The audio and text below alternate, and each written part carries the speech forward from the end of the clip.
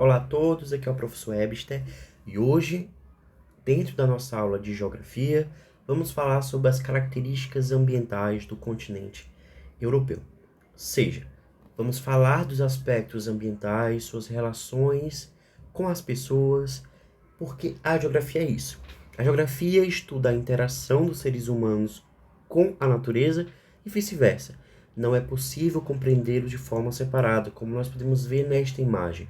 Nesta imagem, nós vemos aspectos construídos pelos seres humanos, como casas, ruas, igrejas e outras construções, como também vemos aspectos naturais, como a vegetação, as nuvens e o relevo. Tudo isso junto é estudado pela geografia. Dentro disso, vamos falar sobre um panorama geral do continente europeu, pois esta é uma aula inicial para fazer com que você possa entender sobre o que nós vamos falar nos próximos meses. Vamos começar falando que o continente europeu ele é muito diverso em termos de ambiente, de economia, de sociedade, de cultura, de história. Vamos falar sobre as diversas guerras, conflitos e situações que os países passaram, por conflitos que influenciam sua configuração geográfica, pelas suas características ambientais, de relevo, físico-gráficos e também sociais. Vamos falar sobre a população da Europa, sobre a União Europeia, sobre a União Soviética, sobre a comunidade de Estados independentes, até chegar na Europa atual, com os seus problemas de união entre os países e também alguns problemas econômicos, como por exemplo o desemprego da população mais jovem, também a crise dos refugiados e o seu papel no mundo em que nós estamos. Ok? Vamos falar especialmente da França, da Alemanha, Países Baixos, Reino Unido, Rússia, Itália, Ucrânia, Espanha, Portugal, dentre outros países do continente. Quando falamos de continente europeu, falamos dessa grande diversidade de culturas, tanto de países extremamente desenvolvidos, como de países não tão desenvolvidos assim. Isso cria um ambiente muito desigual, de modo que alguns países têm leis que protegem o ambiente e outros países vão poluir indiscriminadamente. Da mesma forma que há países em que as pessoas ganham muito dinheiro e há outros países em que a renda é bastante baixa em comparação com a média do continente. Dentro disso, podemos dizer que o continente europeu ele tem 44 países independentes, além de muitos territórios fora desses países. Como, por exemplo, a França. A França possui territórios em praticamente todos os continentes, mas a representação principal dela é dentro do continente europeu. Mas nós temos também conflitos territoriais dentro do próprio continente. Regiões que querem ganhar independência e virar país autônomo. Simplesmente podemos dizer que é um dos menores continentes do mundo em termos de extensão territorial e também é dividido entre a Europa Ocidental, que é a mais rica, e a Europa Oriental, que é um pouco mais atrasada. Tudo isso é um panorama geral que nós vamos explicar nas próximas aulas. Sendo assim, chegamos à parte do relevo. Como que é o relevo do continente europeu? Dentro da Europa, nós temos o predomínio de áreas de baixas altitudes, de relevo plano. O que isso quer dizer?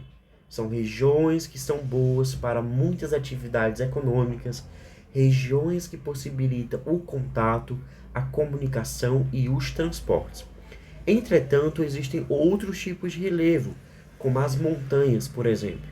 Geralmente, as montanhas estão localizadas em algumas partes do continente, principalmente onde há o choque, o encontro das placas tectônicas da África e a euroasiática. Tanto é que o tectonismo é também responsável pelos vulcões e pelos terremotos no continente. Como podemos ver aqui na imagem, como vemos na legenda, quanto mais verde quer dizer uma região muito plana, muito rebaixada, de baixas altitudes. Já as regiões mais escuras, com cores mais vibrantes, são regiões de maior altitude. Quais regiões de maior altitude podemos destacar? Como aqui os Pirineus, dentro da fronteira entre França e Espanha. Temos os Alpes, que estão na Suíça, na Itália, França, Áustria, Eslováquia e também Alemanha. Sem contar no Cáucaso russo e também praticamente toda a Turquia, embora essa parte não seja considerada Europa cultural, mas Europa geográfica, além de outras regiões com elevada altitude.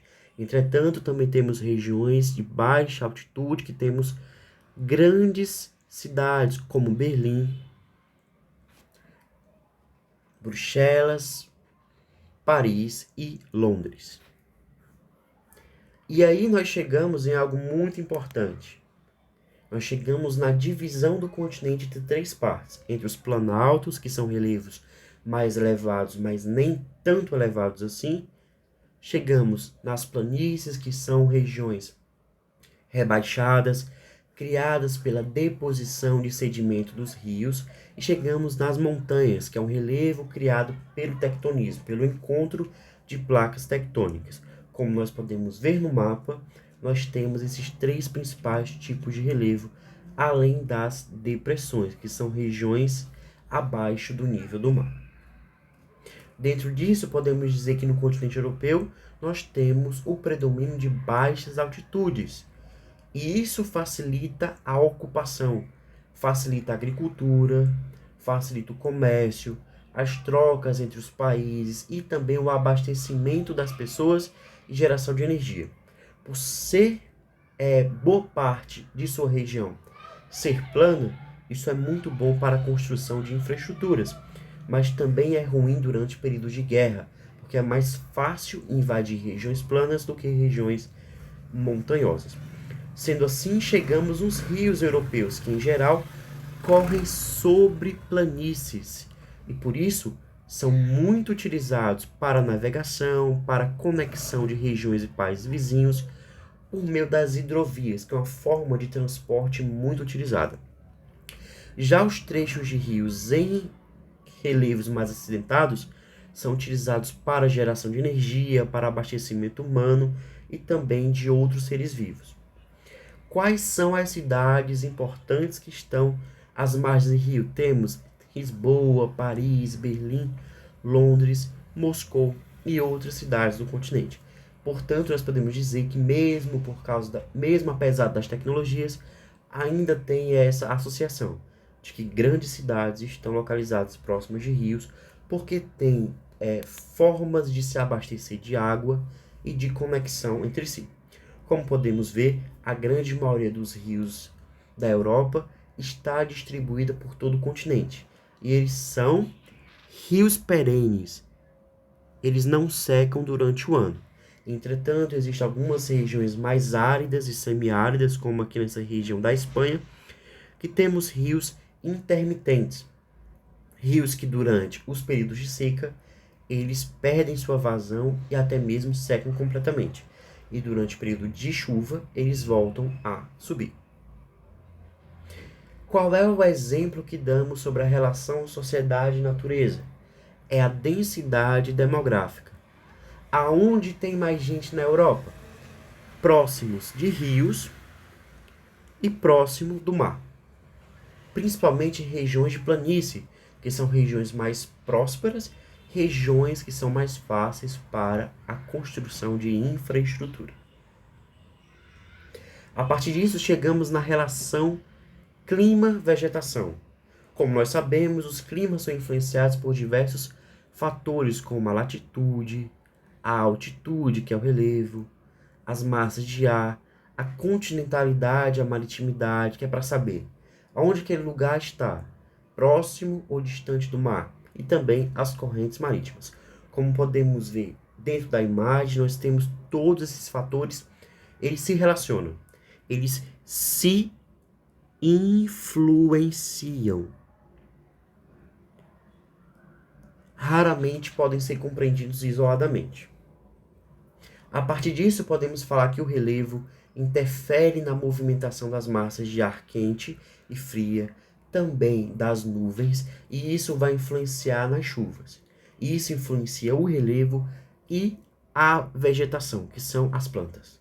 As áreas próximas aos oceanos são influenciadas pela maritimidade e têm um clima mais ameno, porque são áreas de maior equilíbrio. Já as áreas continentais, afastadas do mar, são áreas que de manhã pode ser muito quente e de noite muito frio. Isso chama amplitude térmica.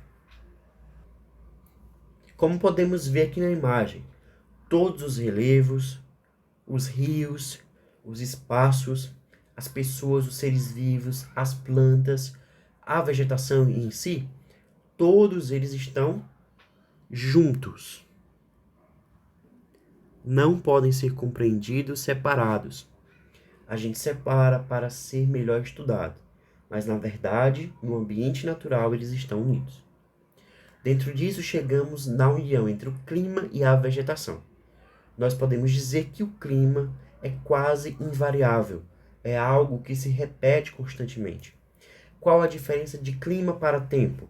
O tempo muda constantemente. De manhã pode fazer sol, de tarde pode chover e de noite pode chover também. Mas o tempo de hoje é diferente do tempo de amanhã. Amanhã pode ser que chova o ano todo, ou pode ser que tenha um dia totalmente aberto, sem nuvens. Entretanto, o clima ele segue um padrão. O que é padrão? É uma regra. Ele se repete. Como podemos ver nos vários tipos de clima que vamos apresentar agora sobre a Europa. Vamos começar com o clima polar. Ele é caracterizado por ser muito frio, com temperaturas abaixo de zero praticamente o ano todo. Por isso que a vegetação ela é adaptada para isso. E os tipos de relevo são praticamente todos cobertos por gelo. Já o clima frio de alta montanha, ele tem diferenciações, e isso influencia também na vegetação. Quanto mais elevado, geralmente a gente não tem tantas plantas. Por quê? Porque as plantas precisam de solo, e geralmente, nas partes mais elevadas de montanhas, nós não temos solos formados. A gente tem rochas soltas, que não conseguem manter a vida, certo? Geralmente são regiões de clima com temperaturas baixas durante o ano todo, devido à elevada altitude, devido a relevo ser muito elevado. Já o clima temperado possui as 3 estações do ano bem definidas. Não, desculpa, as 4 estações do ano bem definidas e os 3 tipos climáticos específicos. Tá bom que eu confundi, mas na verdade são 4 estações e 3 características. Que 3 características são essas? São clima que pode ter momentos do mês e do ano com elevada temperatura e outros com baixa temperatura. Isso também se relaciona com as estações: outono, inverno, primavera e verão. Nessas áreas distantes dos oceanos, a continentalidade propicia estações do ano bem marcadas, ou seja, há momentos em que as 4 estações estão bem definidas durante o ano todo: inverno, verão, outono e primavera. E isso leva a uma coisa muito importante, são as elevadas amplitudes térmicas. Quando é inverno, é muito frio. Quando é verão, é muito quente.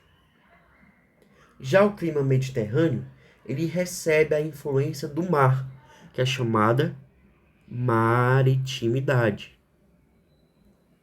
especificamente do mar Mediterrâneo, mas também recebe as influências do deserto do Saara. Isso faz com que as chuvas sejam poucas e que a vegetação tenha uma característica muito específica, como nós vamos ver mais tarde, daqui a pouco. A partir disso, nós podemos dizer que a vegetação nativa da Europa ela é diversificada e apresenta grande variedade de espécies. E isso se deve principalmente, mas não somente, aos diferentes tipos de clima presente. São 6 os principais tipos de vegetação na Europa que vamos ver agora. Vamos começar com a floresta temperada, que tem a ver com o clima temperado, que tem as 4 estações bem definidas e as suas adaptações. Ela é predominante, porque ela ocupa vastas áreas do oeste e do leste europeu. São as árvores de grande porte. Essas árvores são chamadas de caducifólias, porque elas perdem suas folhas durante o período de inverno. Por que elas fazem isso? Para sobreviver. Durante o período de inverno, é muito frio, elas não podem manter suas folhas. Porque se manter as folhas, elas vão gastar uma grande quantidade de energia. Porque tem pouca quantidade de sol, de energia solar e de fotossíntese que elas podem produzir. Isso é uma estratégia de adaptação ao clima, de sobrevivência. Foi amplamente devastada durante os últimos séculos, já que se localizam em países que têm amplo desenvolvimento social e econômico, no período em que as pessoas devastavam e achavam que isso era algo positivo. Chegamos na floresta boreal ou floresta de taiga, que ocorrem em regiões de clima frio. São adaptadas a isso, já que suas folhas são pequenas e duras. Seus galhos e troncos são muito rígidos para que elas possam também armazenar água. Do ponto de vista econômico, são usadas para a construção de casas. Chegamos na tundra, que ela cresce somente no verão, quando as temperaturas estão um pouco mais frias, pois ela se localiza em regiões extremamente frias. Tanto é que o solo é gelado, e isso impede o crescimento dela durante o ano todo. Por isso que ela só se desenvolve quando está um pouco mais quente. Isso significa o quê? Que as baixas temperaturas e os solos congelados impedem o crescimento da vegetação durante o ano. Somente durante o verão, o período mais quente, é que ela vai crescer. E isso vai fazer com que as plantas sejam pequenas. É muito raro encontrar árvore, porque as plantas precisam de solo para fincar suas raízes e encontrar água, encontrar estabilidade. Por isso que podemos ver que tem gramas e pequenos arbustos. Já na estepe, elas estão localizadas em área de transição entre o clima temperado e o árido. Estão concentradas em regiões de planície, portanto têm quantidade elevada de água. São constituídas predominantemente por gramíneas, pois os verões muito quentes e os invernos rigorosos não permitem maior desenvolvimento da vegetação. Por isso que a gente não vê árvores em regiões de estepe. São praticamente regiões de pastagens, né? Muito importante para o desenvolvimento da agropecuária. Chegamos na vegetação mediterrânea, que se concentra na faixa sul do continente. É caracterizada por verões secos e invernos chuvosos. Sua vegetação está adaptada, pois possui troncos largos e pouca folhagem. Isso ajuda a reter água durante o período quente. Ou seja, elas armazenam água durante o inverno e durante o verão. Durante os períodos de chuva é que elas vão armazenar cada vez mais água para os períodos de seca. Chegamos na vegetação de montanha, que ela vai variar de acordo com a altitude. Em cada parte da montanha há a predominância de um tipo climático. Algumas partes da montanha são muito frias, não tem solo, só tem rochas. Outras partes da montanha são não tão frias assim e tem solos. E outras partes são clima ameno. Isso tudo influencia, como podemos ver aqui. Nessa região aqui, no topo da montanha, a gente vê a rocha em si. Já na parte um pouco mais embaixo, a gente consegue ver o solo. A gente consegue ver gramas, a vegetação. E um pouco mais abaixo, vemos as árvores. Ou seja, por isso há diferentes tipos de vegetações ao longo dela, que podem apresentar tanto árvores de porte médio e gramíneas, por exemplo. Mas em altitudes muito elevadas, onde há apenas neve, essa vegetação se reduz a musgos devido à pouca disponibilidade de solos. Isso tudo é uma forma de adaptação e sobrevivência.